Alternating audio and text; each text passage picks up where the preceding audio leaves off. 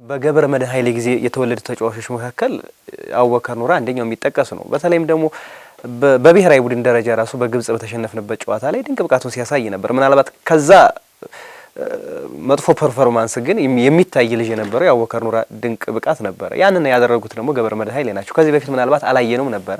ጥሩ ተክለሰውነት አለው፣ ለበረኛ የሚመጥን አይነት ተክለሰውነት ያለው ነው። ግን ያንን የሚጠቀምበትን ሰው አላየንም ነበር። ግን አሁን ላይ ዘንድሮ በኢትዮጵያ መድን ድንቅ ብቃቱን በማሳየት እንግዲህ በብሔራዊ ቡድንም ቀዳሚ ተመራጭ መሆን ችሏል። እንግዲህ ብዙ በረኞች አሉ በሀገራችን፣ እነሱን አስቀምጦ ነው አቡበከር ኑራ አሁን ላይ ተሰላፊ ሆኖ። ከዛም በተጨማሪ ደግሞ ያላወራንለት ልጅ አለ መሐመድ አበራ የሚለውን ስም ያየነውም በገብረ መድህን ኃይሌ ነው። በነገራችን ላይ እኔ አንዳንዴ ለወጣቶች እድል አይሰጥም ተብሎ በኢትዮጵያ እግር ኳስ ብዙ የሚታማበት የኢትዮጵያ እግር ኳስ ለወጣቶች እድል አለመስጠት ነው። ይሄንን ግን ገብረ መድህን ኃይሌ በሚገባ ሰብረው አሳይተውናል። ወጣቶች ይበዙታል ብዬ አስባለሁ። ይሄ ቲም ብዙ ወጣቶች ልጅ እንመለከታለን። እነ በረከትን ታነሳለ፣ እነ ያሬድ ካሳይን፣ እነ ወገኔንም ታነሳለ፣ እነ ሙሐመድን ራሱን ታነሳለ። ምናልባት ከነ ምንተስኖ ታዳነ፣ ያሬድ ማን ነው፣ ሃይደር ሸረፋ ውጭ ያሉትን ተጫዋቾች አብዛኞቹ ወጣት ናቸው። እነዚህን ወጣት ተጫዋቾች ግን በደንብ ለዋንጫ እንዲራቡ የረሃብ ስሜታቸው ከፍ እንዲል ስኬትን በደንብ እንዲሹ ያደረጋቸው ገብረ መድህን ኃይሌ ነው። ይሄ በደንብ የሚደነቅ ነገር ነው። ማለት ይሄን ነገር መስበር፣ ይሄን ነገር ማሳየት ከሳቸው የሚጠበቅ ነበር። የሚጠበቅባቸውን ነገር ደግሞ አድርገዋል አሰልጣኝ ገብረ መድህን ኃይሌና እሱንም ለማንሳት ነው። የአሰልጣኝ ገብረ መድህን ኃይሌ ተጽዕኖ በዚህ ቡድን ውስጥ እጅግ በጣም ከፍተኛ ነው ከምነግርህ በላይ። አሁን አንተ ወጣቶቹን አነሳክ፣ በጣም ጥሩ ነው። ነገር ግን ወጣቶቹን ደግሞ ካንጋፋዎቹ ጋር አዋህዶ ማጫወት የኢትዮጵያውያን አሰልጣኞች ትልቅ የራስ ምታትና ችግር ነው። ይህንን ግን አሰልጣኝ ገብረ መድህን ኃይሌ ኢትዮጵያ መድን ውስጥ ዘንድሮ አሳይተውናል። በነገራችን ላይ ይኸው አለመታደል ሆኖ አንዳንድ ጊዜ ማድነቅ አንወድም ማክበር አንወድም እንጂ አሰልጣኝ ገብረ መድህን ኃይሌ ኢትዮጵያ ውስጥ ቅርብ ጊዜ ዓመታት በኋላ ከመጡ አሰልጣኞች ለታዳጊዎች ትኩረት በመስጠት እሳቸውን የሚያክል የለም።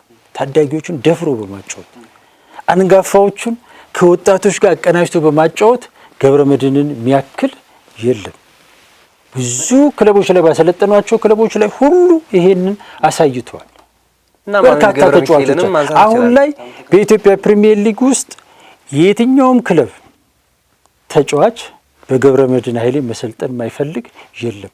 ኢቭን ታዳጊዎች ማያቋቸው ታዳጊዎች እኔ ገርሙኛል። አንድ ሁለት ክለብ ላይ ሰሞኑን ገጥሙኛል እና በአሰልጣኝ ገብረ መድህን ኃይሌ ብሰለጥን ብሎ ያሉኝ የሁለት ክለብ ወጣት ተጫዋቾች እየታይታችሁት ስለው እንሰማለን ነው የሚሉት። እና አሰልጣኝ ገብረ መድህን ኃይሌ ዘንድሮ መድን ውስጥ 14 ያህል ተጫዋቾች አሉ። ከ14ቱ 12ቱ በአሰልጣኝ ገብረ መድህን ኃይሌ ጊዜ ያደጉ ናቸው እና ሸብሩ ሁሉ አሉ እና በርካታ ተጫዋቾች መድን ውስጥ አድጓል። ካደጉት ከነዚህ ተጫዋቾች እንግዲህ ወገኔና ያሬድ በጣም ጎልተው ወጥተዋል። በኢትዮጵያ ብሔራዊ ቡድን ደረጃ መጫወት ቻሉ።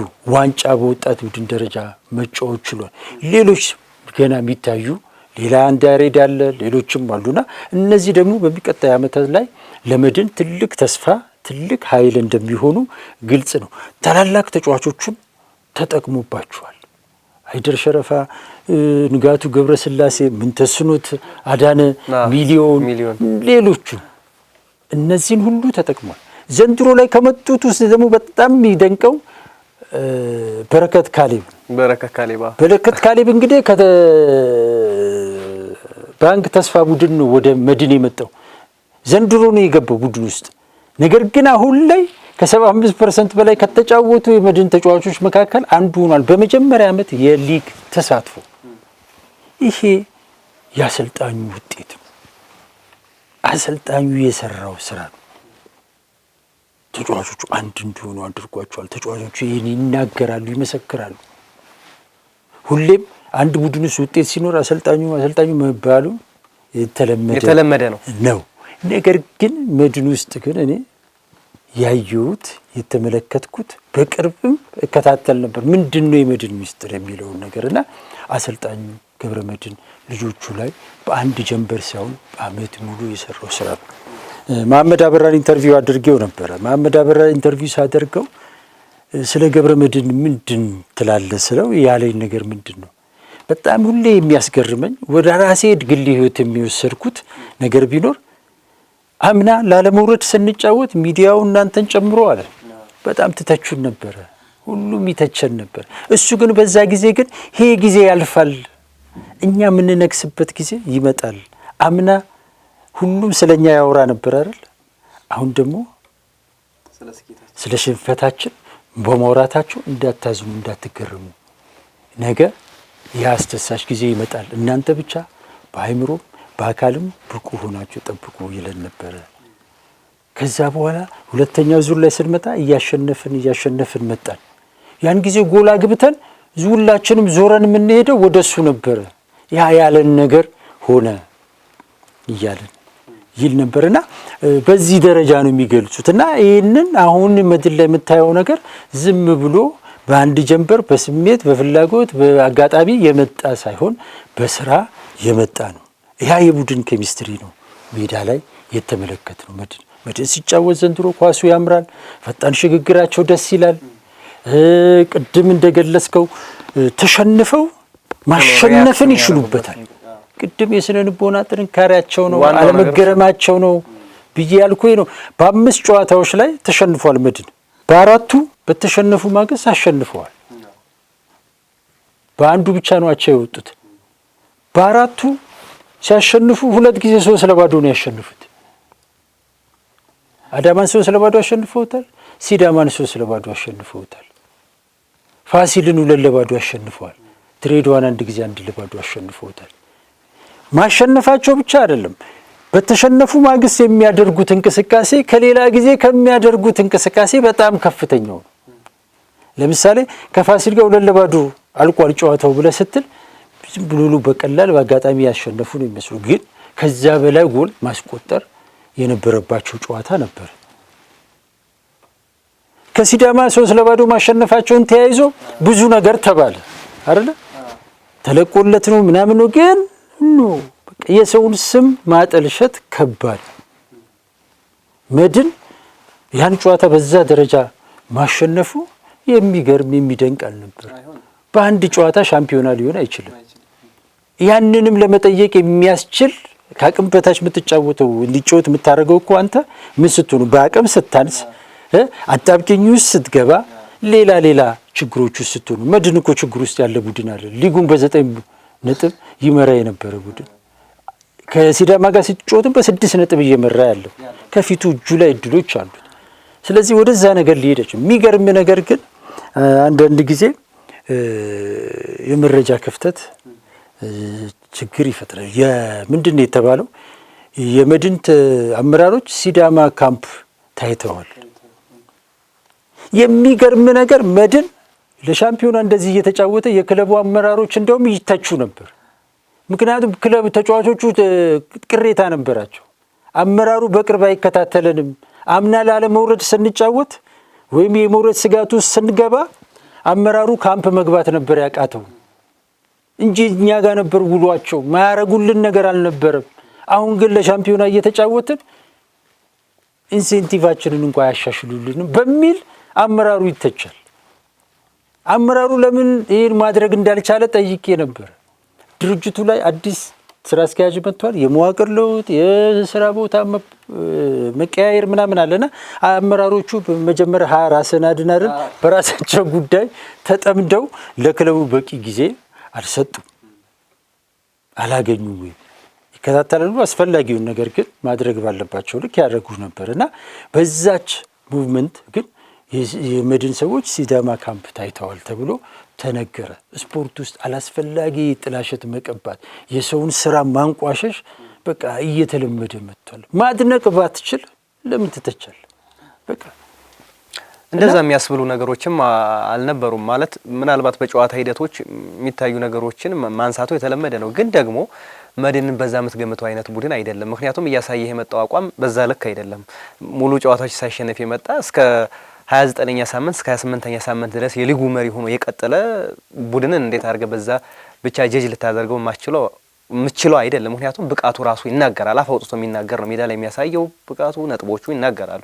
ከዛ አንጻር አሁን በዚህ ነው ሻምፒዮን የሆነው ማለት እንዳልከው ምናልባት የሰውን ክሬዲት ለመውሰድ ይመስለኛል። ክሬዲት ነጠቃለ። አንዳንድ ጊዜ የሰውን ስራ አጠለሻለሁ ብለህ ስትል የራስህን ማጠልሸት እንዳይሆን። እኔ አሁን ኢትዮጵያ ቡና ዘንድሮ ባሳየው ፐርፎርማንስ እጅግ በጣም ነው የተገረምኩት። በፍጹም ኢትዮጵያ ቡናን በማልጠብቀው ደረጃ ላይ ነው የተገኘው። ኢትዮጵያ ቡና ከኢትዮጵያ መድን ጋር ስታነጻጽረው እኮ የሚመጣጠኑ አይደሉም። ኢትዮጵያ ቡና አንደኛው ዙር ላይ እኮ ከመድን ጋር ሲገናኝ በ7 ነጥብ ልዩነት ነው የነበረው። ሁለተኛው ዙር ላይ ሲገናኝ በ9 ነጥብ ልዩነት ነው የነበሩት። ስለዚህ የመድኑ ኢትዮጵያ ቡና መብለጥ በስራ በምን የመጣ እንጂ በሌላ አይደለም። ነገር ግን ኢትዮጵያ ቡና ደግሞ እንደ ኢትዮጵያ ቡና ደግሞ ወጣቶችን ይዞ ከ14 በላይ ተጫዋቾች ወጥተውበት በዚህ ደረጃ ላይ መገኘት ልታበረታታው፣ ልታደንቀው፣ ቲሙን እንደ ቲም ተጫዋቾቹን ልፋት ቦታ ልሰጥ ነው የሚገባው እንጂ እንትን ልታረገው እንደው እሱን ራሱን የቻለ ማለት እሱን ራሱን የቻለ ፕሮግራም ቢሆን ብዬ አስባለሁ። ምክንያቱም ሰፋ ያለ ጊዜን መውሰድ ይጠበቅብናል። የራሱ የኢትዮጵያ ቡና የራሱ የሆነ ስኬቶች አሉት። እነሱ ስኬት ማንሳት ለአሰልጣኙም ለተጫዋቾችም ክሬዲት መስጠት የግድ ያስፈልጋል ዘንድሮ። ምክንያቱም ሳይጠበቅ ነው እዚህ ደረጃ የደረሰው። ግን ደግሞ አንዳንዴ አሁን ገብረመድህን ኃይሌን ስላነሳን በገብረመድህን ኃይሌ ላይ አንዳንድ ነገሮችን ብል እኔ ደስ ይለኛል። ምክንያቱም በኢትዮጵያ እግር ኳስ ላይ ስማቸው ከፊት ቀድሞ ከሚነሱ በተጫዋችነት ዘመናቸውም ድንቅ ጊዜን ካሳለፉ ተጫዋቾች መካከል ገብረመድህን ኃይሌ አንደኛው ነው። በአሰልጣኝነት ጊዜው ደግሞ አሁን ላይ አዲስ ታሪክን የጻፈ አሰልጣኝ ነው። በ3 የተለያዩ ክለቦች ላይ 3 ዋንጫዎችን ማንሳት ማንም አልቻለውም። ቢሆን ኑሮ የሚችሉ አሰልጣኞች ቢኖሩ ኑሮ አሁን ሆኖ ያሳዩን ነበር። ያንን ያልቻሉትን አሰልጣኞች ግን እሱ ይህንን አሳይቷል። ለዚህ ደግሞ የግድ ክሬዲት ልሰጥ ይገባሃል ብዬ አምናለሁ። ምክንያቱም አንዳንዴ ብዙ አሰልጣኞች በኢትዮጵያ እግር ኳስ ላይ ያልሆነ ባህሪ የሚያሳዩ አሰልጣኞች አሉ ብዬ አምናለሁ። ምክንያቱም ትልቆቹ ከትንሾቹ የሚማሩት ነገር አለ፣ ትንሾቹ ደግሞ ከትልልቆቹ የሚማሩት ነገር አለ። ሙያ የሚያገናኝ ነገር አለ። እንደ ሙያ አባትነት ደግሞ የሙያ አባትን ማክበር ይሄ ግዴታ ነው፣ የሞራላዊ ግዴታ ነው። ምክንያቱም ትልቅ ነው፣ እንደ ትልቅነቱ መከበር ያለበት ጉዳይ ያለ ይመስለኛል። ግን አንዳንድ አሰልጣኞች ያንን ሲያደርጉ አንመለከትም። ምናልባት ባልሆነ ትካሻ መለካካት ውስጥ ገብቶ በእዝርት እንደዚህ አይነት ነገሮችን ማለት ምናምን እየተለመደ የመጣ ይመስለኛል። አሁን ገብረመድህን ኃይሌን 3 ዋንጫ አንስቶ በኢትዮጵያ እግር ኳስ ላይ ትልቅ ስም ያለው በተጫዋችነት በአሰልጣኝነት አሁን ይሄን ታሪክ የጻፈ አሰልጣኝን እንዴት አለማድነቅ ትችላለህ? እኔ ለምን እንደሆነ አይገባኝ። ምክንያቱም ትምህርት ነው ከዚህ መውሰድ ያለብህ። እንዴት ነው ገብረመድህን ኃይሌ 3 ዋንጫዎችን በተለያዩ ክለቦች ሊያነሳ የቻለው የሚለውን ነገር ማንሳት ነው ያለብህ እንጂ ስለ ገብረመድህን ኃይሌ አለማድነቅ፣ ስለ ገብረመድህን ኃይሌ ሌላ ነገሮችን ሌላ ታሪኮችን እየመዘዝክ እያመጣ እዚህ ላይ እንደዛ ማድረግ አግባብነት ያለው አይመስለኝም። ይሄንንም ቆም ብሎ ሊያስቡ ይገባል ብዬ አስባለሁ እንደ አሰልጣኝ። ምክንያቱም ለኢትዮጵያ እግር ኳስ የሚጠቅመው ይህ አይደለም። አሰልጣኝ እንደ አሰልጣኝ ከአሰልጣኝ መማር ያለበትን ከትላልቆቹ መማር ያለባቸውን ነገሮች የመማር ግዴታ አለባቸው ለእግር ኳሱ የሚያስቡ ከሆነ። ምክንያቱም ይሄ ትልቅ ታሪክ ነው፣ በቃ የሚታይ ነው። ገብረመድህን ኃይሌ ማንም ሳይጠብቀው እዚህ ደረጃ ላይ እየደረሰበት በሚሰራቸው ቲሞች ራሱ ቲሞች እኮ ይናገራሉ። ትልቅ ተጫዋቾች ስም ያላቸው ተጫዋቾችን ሳይይዝ እዚህ ደረጃ ላይ መድረስ እንዴት ነው? ብዙ ተጫዋቾችን ይዘው እኮ 3 ዓመት ቆይተው ያላነሱ አሰልጣኞች አሉ። ለምን ያላነሱት? ምክንያቱ ምንድን ነው? ስለዚህ ገብረመድህን ኃይሌ መልስ አላቸው ማለት ነው። ስለዚህ ከዛ እውቀት መቅሰም የተሻለ ይመስለኛል። ልጨምርልህ እኔ ወደ በኋላ ወደ መጨረሻው ላይ እናነሳዋለን ብዬ ነበር። በማጠቃለያችን ላይ አሁን ላይ ማንም ወደደም ጠላም የኢትዮጵያ እግር ኳስ አሰልጣኞች የደረጃ መለኪያ ገብረመድህን ኃይሌ ነው። ምንም ጥያቄ የለውም። በቃ በተግባር አቅሙን ብቃቱን አሳይቷል። ከ3 ክለቦች ጋር ዋንጫ በልቷል አይደል? 2 የኢትዮጵያ ጥሎ ማለፍ ሻምፒዮና ዋንጫ አሉ። ምናልባት ከዚህ ጋር ሊፎካከር ከቻለ አሰልጣኝ ስዩም ከበደ ነው። በተረፈ ግን ሁሉንም አሰልጣኞች በብቃት በችሎታ በስነ ምግባር ይበልጣል። በኢትዮጵያ ፕሪሚየር ሊግ ላይ ረጅም ዓመት ያሰለጠነ የአሰልጣኞች አሁንም ልናገረው የክፍያ ጣሪያ እዚህ ደረጃ መገኘት ምክንያቱ ገብረመድህን ኃይሌ ነው። በየጊዜው በገባበት ክለብ ሁሉ ትልቅ ክብር ትልቅ ቦታ የሚሰጠው አሰልጣኝ ነው ገብረመድህን ኃይሌ። ረጅም ዓመታትን ሳይዋዥቅ ሊጉ ላይ ማሰልጠን የቻለ ገብረመድህን ኃይሌ ብቻ ነው። በቃ ማንም ይሄን ማድረግ የቻለ የለም። ቆይቷል። እሱ ረጅም እውቀቱ፣ ልምዱ፣ ስብዕናው፣ ታሪኩ በዚህ ደረጃ ሊፎካከረው የሚችል አሰልጣኝ የለም። አለመታደል ሆኖ ግን ኢትዮጵያ ውስጥ ማድነቅ ማክበር የሚባል ነገር አንወድም። በተለይም አሁን ያሉ አሰልጣኞች መከባበር የሚባል ነገር የለም። እውነት ለመናገር እኔ አሁን ከመቀመጫዬም ተነስቼ ማከብራቸው ማደንቃቸው ቀደም ሲል የነበሩ የኢትዮጵያ እግር ኳስ አሰልጣኞችን ነው። መንግስቱ ወርቁ፣ ካሳሁን ተካ፣ ስዩም አባተ፣ አስራት ኃይሌ፣ ወርቁ ደርገባ፣ ሀጎስ ደስታ፣ ገዛኸኝ ማናዘዋል፣ ሰውነት ቢሻው እነዚህ ሁሉ አሰልጣኞች በኢትዮጵያ እግር ኳስ ውስጥ አልፈዋል። ሁሉም የራሳቸው ከለር፣ የራሳቸው ብቃት፣ የራሳቸው ስም ያላቸው አሰልጣኞች የራሳቸውን አሻራ ጥለው ያለፉ አሰልጣኞች ናቸው። በእነዚህ አሰልጣኞች መካከልም አለመግባባቶች፣ ልዩነቶች አሉ። ነገር ግን ይከባበራሉ። አንዱ ያለውን ችሎታ አንዱ ያምናል፣ ይመሰክራል። ካሳሁን ተካን ስለ መንግስቱ ወርቁ ብትጠይቀው መንግስቱ ወርቁ ማን እንደሆነ ዘርዝሮ ይነግራል። አቅሙን፣ ችሎታውን፣ ብቃቱን ይነግራል።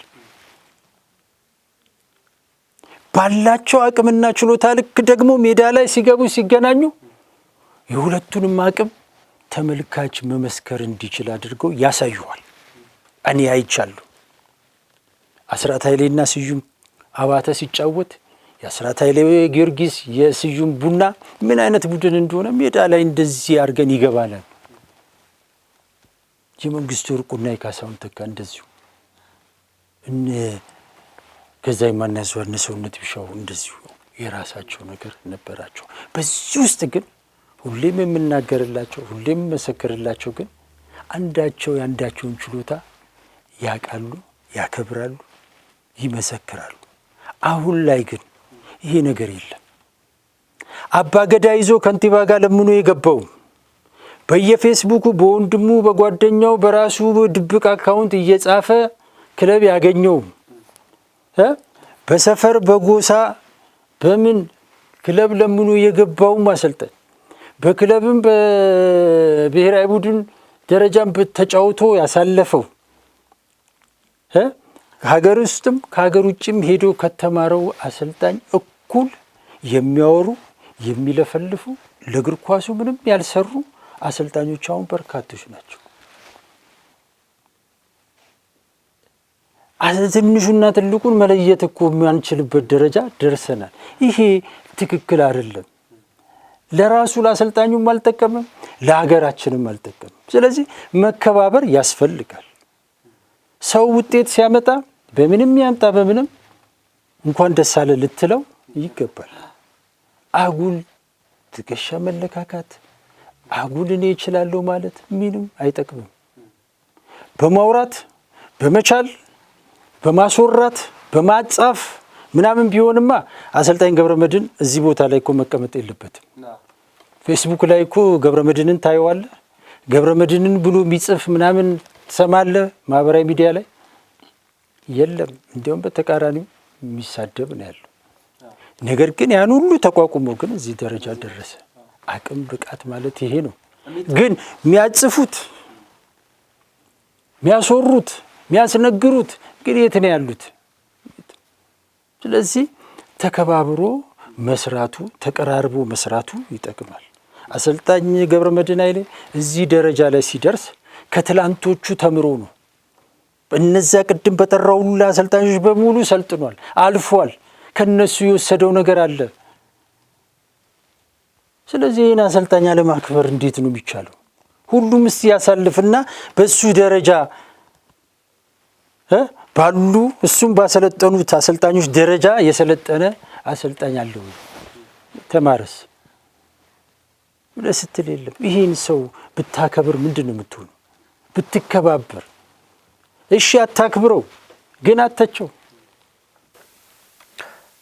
ትችቱም ማለት አተቸውም እኔ ሴንስ ግልጽ ለማድረግ ሳይሆን መሰረታዊ ትችት ቢሆን የተሻለ ነው። ማለት ሙያዊ ትችት ያለ ነው።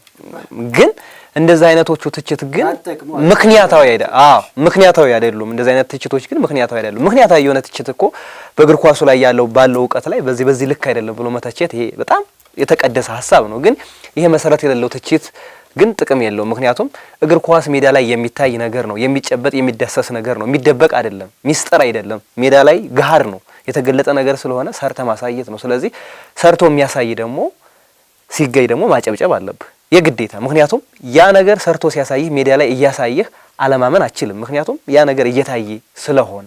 ስለዚህ አሰልጣኞችን በዛ ልክ ቢከባበሩ፣ በዛ ልክ ትምህርት ልምድ ቢቀስሙ ለእግር ኳሱም ራሱን የቻለ ትልቅ አበርክቶ ያበረክታሉ የሚል እምነት አለኝ። እንግዲህ ወደ ማጠቃለሉ እንሂድ። መሌ በኢትዮጵያ እግር ኳስ ላይ እንግዲህ የኢትዮጵያ መድን ሻምፒዮን መሆኑ ምንድነው ተጽዕኖ የሚፈጥረው የሚለውን ነገርም ማየት ይኖርብናል። አንድ ያላነሳነው ሀሳብ አለ። በኢትዮጵያ ፕሪሚየር ሊግ እስካሁን ላይ እንግዲህ በ64 ነጥቦች ከፍተኛው ምናልባት 65 ቅዱስ ጊዮርጊስ 2014 ላይ ሻምፒዮን ሲሆን 65 ነጥቦችን አምጥቶ ሻምፒዮን ሆኗል።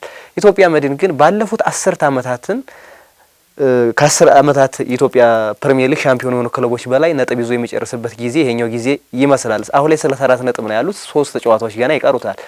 እንግዲህ ዛሬ ጨዋታ አለው።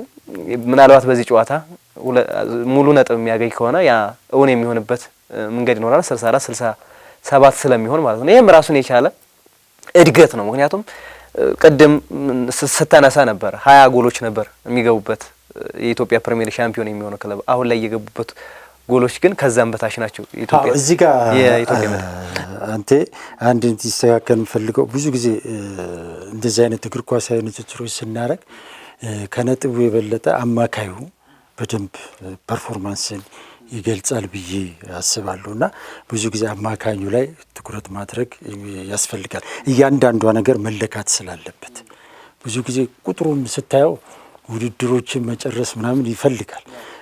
አማካይ ነጥቦች ግን እያንዳንዱን ጨዋታም ይመለከታልና አሁን ባለፉት 3 ዓመታት ጠበብ አድርጌ ስነግርህ ባለፉት 3 ዓመታት ጨዋታዎቹ 30 ጨዋታዎች ናቸው። አሁን ላይ 34 ጨዋታ የሚደረገው። ስለዚህ እነዚህ ቁጥሮች ራሳቸው ልዩነት ያመጣሉ። አሁን መድን 70 ሆኖ ሊጨርስ ይችላል፣ 66 67 ምናምን ሊሆን ይችላል አይደለ? ነገር ግን አፈጻጸሙን ግን ፐርፎርማንሱን ስንለካው ግን በአማካይ ነጥብ ብንለካው አሁን ከአማካይ ነጥብ ጋር ከወሰድ ነው ያለፉት 3 ዓመታት አማካይ ነጥቡ 64 ነው። አሁን ዝም ብለህ በግርድፉ እንየው ካልን መድን በ30 ጨዋታ ያስመዘገበው 63 ነጥብ በአንድ ነጥብ፣ አማካዩ 2.13 ነው የ4 ዓመቱ የ64 አማካይ። ስለዚህ መድን አሁን እያስመዘገበ ያለው 2.26 ነው። ቀጣይ ጨዋታዎቹ ይጠበቃሉና እንደዚሁ በቁጥር ከሄድን በኢትዮጵያ ፕሪሚየር ሊግ ውስጥ ትልቁ ታሪክ ያለው ቅዱስ ጊዮርጊስ ጋር ነው። 18 ክለቦች በተሳተፉበት ውድድር ወደ 82 ነጥብ ነው ምናምን አምጥቷል ቅዱስ ጊዮርጊስ እና ትልቁ አፈጻጸም የሱ ነው። የመድን ግን ከነዚህ ከ3 ዓመት አፈጻጸም አንጻር ካየው አሁን ጥሩ እየሄደ ነው፣ ሊያሻሽለው ይችላል። በቀጣይ ጨዋታዎች የሚያስመዘግባቸው ነጥቦች ይወስናሉ። ነገር ግን እየሄደ ያለበት ርቀት ግን በጣም 90% በላይ ነው እና 100% የኢትዮጵያ ፕሪሚየር ሊግን አማካዩነትም እያመጣ ያለበት ነው። በኢትዮጵያ ፕሪሚየር ሊግ እንግዲህ እዚህ ጋር የምናነሳው ከቁጥር ጋር ካነሳ ካይቀር 10 ያህል ክለቦች የኢትዮጵያ ፕሪሚየር ሊግን ዋንጫ ማንሳት ችሏል። ቅዱስ ጊዮርጊስን አውጥተን 9ኙን ቲሞች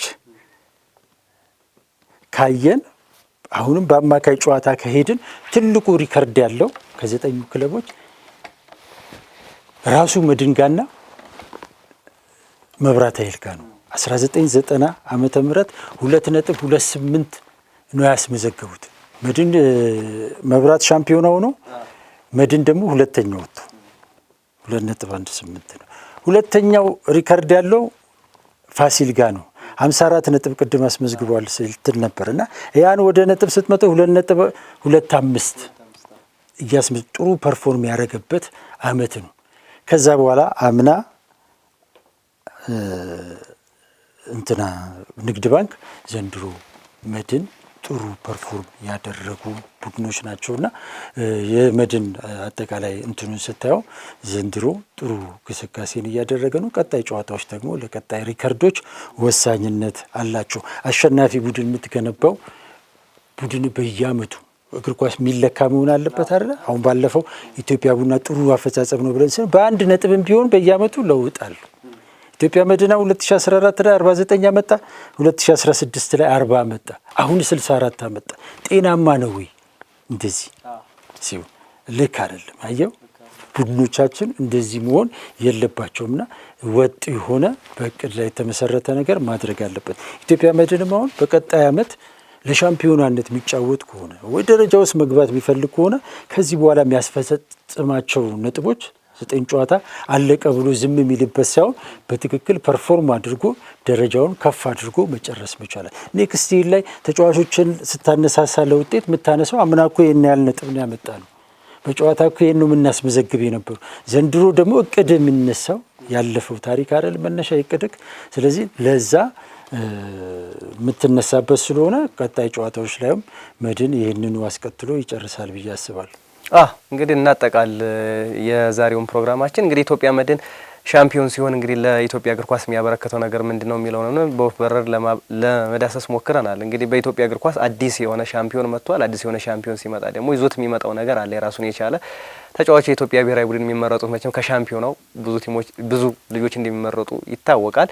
እነዚያ በአመቱ ያሳለፉት ፐርፎርማንስ ምንድነው የሚለውን ነገርም አሳይቷል። ይሄም እንግዲህ ራሱን የቻለ ቱርፋት ነው። በመጨረሻ እንደው ለማጠቃለል ያክል በእርግጥ አንስተናል። ለማጠቃለል ያክል ከኢትዮጵያ መድን ቡድኖች ምን ይማራሉ ወይም ደግሞ ከአሰልጣኝ ገብረመድህን ኃይሌ ሌሎች አሰልጣኞችስ ምን ይማራሉ የሚለውን ለማንሳት ያው እንግዲህ ቅድም ነካክተናል፣ ለመነካካት ሞክረናል።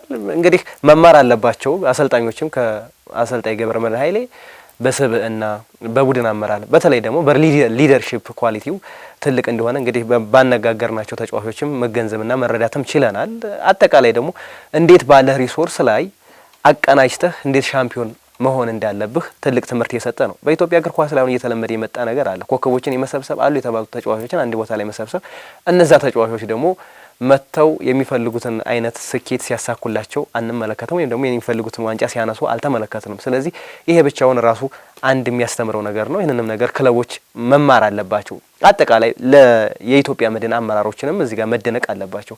ቅድም አንስተናል፣ ምን እንደፈለጉ ይታወቃል። ባለፉት 3 አመታቶች ኮች ገብረመድህን ኃይሌን ሲያመጡ ምን እንደሚፈልጉ ግልጽ ነበረ። መጀመሪያ ሲመጣ 3ኛው ነው የጨረሰው። ከዛ በኋላ ብሔራዊ ቡድን በያዘባቸው አመታቶች ባለፈው 2016 ላይ 10ኛ ሆኖ ጨረሰ። ከዛ በዛው አመት አገግሞ ቶሎ ብሎ አሁን ላይ የናፈቁትን ዋንጫ እንዲያገኙ አድርጓቸዋል። ስለዚህ አመራሮችም እግር ኳስን የሚወዱ አመራሮች እንደዚህ ሲመጡ ለእግር ኳሱ ቅድሚያ ይሰጣሉ። ስራን በነጻነት እንዲሰራ ያደርጉሃል። አሰልጣኙ ለዛ ነው አቋው እንደማይመጡ ተጫዋቾች ራሱ ቅር እያላቸው ነው ጭራሽ እንደማይው። አንዳንድ አመራሮች ግን መልበሻ ክፍል ውስጡን ሲበጠብጡ እንመለከታለን። ብዙ በማይመለከታቸው ቦታው ሲገኙ እንመለከታለን። ይሄ ግን ነጻነትን ስራን ብቻ ነው የምሰጠው። ይሄን ማምጣት አለብህ። ግልጽ የሆነ ፕላን ሰጥተውታል። ይሄን ማሳካት አለብን። እኛ የምንፈልገው ይሄን ነው አይደለም? ያን የሚፈልጉትን ነገር ደግሞ ገብረመድህን ኃይሌ ሰጥቷቸዋል። ስለዚህ ሌሎች ስራ አስኪያጆችም የክለብ አመራሮችም እዚህ ላይ ትኩረት ማድረግ አለባቸው። ከመድን የሚማሩት እነዚህን ነገሮች ነው። እንዴት ታዳጊ መጠቀም እንዳለባቸው፣ እንዴት ነው በቢ ቡድናቸውን ገንብተው ለዋንጫ መብቃት የሚችሉት የሚለውን ነገር ታዳጊ ላይ መስራት አለባቸው የሚለውም ነገር ጥቂት ለመጨመር ያህል ብቻ ነው። በአብዛኛው ነካክተዋል። ጥቂት ለመጨመር ያህል ሁሉም ዘንድሮ ምርጡ ቡድን፣ ምርጡ አሰልጣኝ የኢትዮጵያ ፕሪሚየር ሊግን ዋንጫ አንስቷል። ይሄን ማንም የሚክደው የሚሽረው አይደለም። ስለዚህ ከዚህ ውስጥ ግን ምንድን ነው የምንማረው? አሸናፊ ቡድን እንዴት ነው የሚገነባው? ኢትዮጵያ መድን አሁን ላይ አለመታደል ሆኖ ፌዴሬሽናችንም እኛም ደካሞች ሆነን እንጂ እንደዚህ አይነት ሻምፒዮናዎች ሲመጡ፣ እንደዚህ አይነት ውጤቶች ሲመጡ እንዴት ሊመጣ ቻለ፣ ለምን ሊመጣ ቻለ የሚለው ነገር በደንብ መመርመርና መታወቅ አለበት። ነገን እንድንማር ኢትዮጵያ መድን ምንም ሊባል በሚችል ደረጃ ብዙ ደጋፊ የሌለው ቡድን፣ የመድን ደጋፊዎች የሌላ ክለብ ሁለተኛ ደጋፊዎች ናቸው። የሚገርም ነገር ከድሮም ጀምሮ ብታይ እንደዚሁ ናቸው። መድን የቅዱስ ጊዮርጊስ የቡና ምናምን አመራሮች ናቸው መድን የሚመሩት። ብዙ ጊዜ ውጤት እንዳያገኝም ያደርጉታል የሚባሉት እነሱ ናቸውና 90 ላይ የተፈጠረው እንደዚህ አይነት ስሜትም አለውና ቡድን ከመድን ምንድን ነው የሚማሩት? ብዙ ክለቦች ዘንድሮ ተመልክተናል። ብዙ ብር አውጥተው ብዙ ታላላቅ ተጫዋቾችን ሰብስበው ከፍተኛ ኢንሴንቲቭ ሰጥተው ከፍተኛ ደሞዝ ሰጥተው ነገር ግን ደረጃ ውስጥ እንኳ መግባት ሲያቅታቸው ተመልክተናል። እንግዲህ አብዛኞቹ ክለቦች እንግዲህ ከኢትዮጵያ መድንና ከኢትዮጵያ ኢትዮ ኤሌክትሪክ በስተቀር ምናልባት ባንክ ሶስተኛ ከጨመረን ከሶስቱ ውጪ ያሉት በሙሉ ህዝባዊ ክለቦች ናቸው። በበርካታ ደጋፊ ታጅበው የሚንቀሳቀሱ ክለቦች ናቸው። ነገር ግን ኢትዮጵያ መድን ይሄን ሁሉ ነገር አሸንፎ ተቋቁሞ ለውጤት በቅቷል። ኢትዮጵያ መድን ዘንድሮ ለውጤት ሲበቃ ደጋፊ ስለሌለው ብቻ አይደለም። የተጫዋቾቹን ጥራት የተጫዋቾቹን ጥልቀት ምናምን ስታይ በጣም ውስን ነው። እንደነገርኩ በዚህ ውስጥ ደግሞ ያልጠቀስነው ጋቶች ፓኑ ወጥቷል፣ ሀቢብ ከማል ወጥቷል፣ ሚሊዮን ሰለሞን በጉዳት ወጥቷል። ሌሎች 2 ተጫዋቾች ምናምን እንደዚሁ ወጥተዋል። 5 ተጫዋቾች ወጥተውበታል። እንደገና መሐመድ አበራ፣ አለን ካይዋ እና አብዲሳ ጀማል አጥቂ መስመር ላይ 3ቱ በተለያየ ጊዜ ጉዳት ውስጥ ነበሩ። 3ቱንም ያላገኘበት ጊዜ ነበረ አሰልጣኝ ገብረመድህን ኃይሌ። ተከላካይ ላይ ስትመጣ እንደዚሁ ያሬድ ምናምን እያልክ ትመጣለህ። አመቱን ሙሉ ትንሽ ፐርፎርም ወጥ ሆኖ የጨረሰው ሚድፊልዱ ብቻ ነው። ወገኔ ሃይደርና ዳዊት ናቸው በወጥነት በርካታ ጨዋታዎች ላይ መሰለፍ የቻሉት ከግብ ጠባቂው ውጪ። ግብ ጠባቂው ሁሉንም ጨዋታዎች 100% የተጫወተው እሱ ነው። ከዛ በኋላ ንጋቱ አለ። በተረፈ ግን ሌሎቹ በጉዳትም ይወጡበታል። ይሄ ሁሉ ሲሆን ግን ኢትዮጵያ መድን አልዋዠቅም። አሰልጣኝ ገብረመድህን ኃይሌ ለሰበብ አስባብ ወደ ሚዲያ አልመጣም። እዛው ሆኖ ጨርሶ ቲሙን ሰርቶታል፣ አብቅቶታል። ቅድም እንዳልከው አመራሮቹ ከክለቡ ጎን ባልነበሩበት ሰዓት፣ ተጫዋቾቹ ባኮረፉበት ቅር ባላቸው ሰዓት አሰልጣኝ ገብረመድህን ተጫዋቾቹን ሰብስበው ምን እንዳለ ታውቃለህ? ልጆቹ ሲነግሩኝ ልጆች አመራር መጣ አልመጣ እኛ አይመለከተንም፣ ቢመጡ መልካም ነው። ነገር ግን እኛ ለራሳችን ታሪክ ስንል ታሪካችንን ለመቀየር ስንል እንስራ ስራችን። ከዛ ውጤት ሲመጣ ሁሉ ነገር ይመጣል ብሎ በዚህ አስተሳሰብ ውስጥ ቀይሯቸው ነው ወደዚህ ያመጣቸው። ቅድም ነገር ያለው ሻምፒዮና ለመሆን ሲፈልግ ምንድነው ያደረገው ገብረመድህን? ማንም ተጫዋች መግለጫ እንዳይሰጥ ሻምፒዮናነታችን ከመረጋገጡ በፊት አልሰጡም። ከሚዲያ ልጆቹን ጠብቋቸዋል። ይሄ ዝም ብሎ የመጣ አይደለም፣ በልምድ ያመጣው ነው። 2010 ጅማ ዋንጫ ሲበላ እያሸነፈ ሲመጣ ቲሙ አሁን አሰልጣኝ ገብረመድህን ለዋንጫ እየተጫወታችሁ ነው ተብሎ ሲጠየቅ ምንድነው ያለው? ሻምፒዮናዎቹ ከኋላ ናቸው ብሎ ቲሙን ጠበቀው። ተጫዋቾቹ በሚዲያ ጫና ውስጥ በደጋፊ ጫና ውስጥ እንዳይገቡ ማድረግ ለሻምፒዮና የሚሄድ ቡድን አሰልጣኝ አመራር ገብቷል። አሰልጣኝ ሜዳ ላይ ብቻ ሳይሆን ከሜዳ ውጭ የሚፈለገው አመራር አለ። አሰልጣኝ ገብረመድህን አሁን ልጆቹ በድፍረት የሚናገሩለት ትልቅ ተጫዋች የኢትዮጵያ ብሔራዊ ቡድን ተጫዋች የሆነውንም ከቢያ ያደገውንም ተጫዋች እኩል ነው የሚያየው፣ እኩል ነው የሚለፋው ብለው ይመሰክራሉ። ይሄም ዝም ብሎ የመጣ ነገር አይደለም። ስለዚህ ኢትዮጵያውያን አሰልጣኞች፣ ኢትዮጵያውያን ክለቦች ከመድን ከአሰልጣኝ ገብረመድህን ኃይሌ የሚማሩት ነገር አለ። እኛ የምናውቀውን የተናገርነው የማናውቀው ነገር ደግሞ ብዙ ነገር ከጀርባ አለ። ስለዚህ ይህን ፈልፍሎ ማግኘት ያስፈልጋል። ከአሰልጣኝ ገብረመድህን ኃይሌ እኮ የምትማረው ነገር አለ። ለምሳሌ የኢትዮጵያ ብሔራዊ ቡድንና መድንን ያሰለጥን ነበር።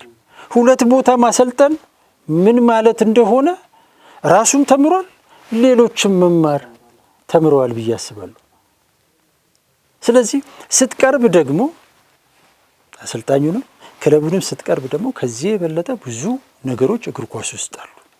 ስለዚህ እነዛን ነገሮች መማር ያስፈልጋል። ለኢትዮጵያ እግር ኳስ ጥሩ ትምህርት ሊሆን የሚችል ነገር ሰጥተውናል ብዬ አስባለሁ። በዚህ አጋጣሚ መድንንም አሰልጣኝ ገብረመድህን ኃይሌ ነው። እንኳን ደስ አላችሁ፣ እናመሰግናለን እላለሁ። እንግዲህ ብዙ ማለት ይቻላል በኢትዮጵያ መድን የስኬት ዙሪያ ብዙ ማለት ይቻላል። ሰዓት እዚህ ጋር ይገድበናል። በዚሁ እናጠናቅ። ውድ ተመልካቾቻችን የኢትዮጵያ መድንና የገብረመድህን ኃይሌ ስኬት አነሳንበት የብስራታ ፕሮግራማችን ይህንን ይመስል ነበር። ፕሮግራም አዘጋጅተን ወደ እናንተ በማቅረቡ መላኩ ወልደሰንበትና እኔ አንተነህ ታረቀ ከመላው ስቱዲዮ ባለሙያዎች ጋር በጋራ ሆነን አብረን ቆይታ አደረግን። ሰናይ ጊዜን ተመኘን።